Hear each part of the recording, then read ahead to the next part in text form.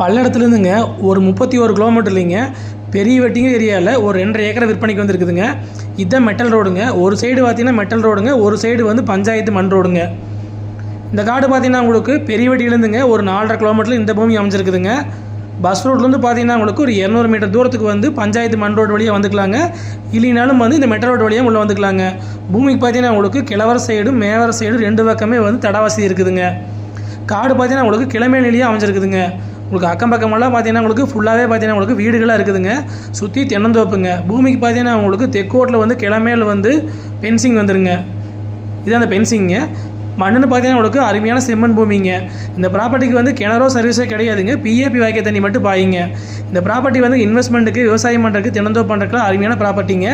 கிளம்பே நீளம் அதிகமாகறனால பார்த்தீங்கன்னா உங்களுக்கு கோழி பண்ணை ஓட்டுக்கலாங்க.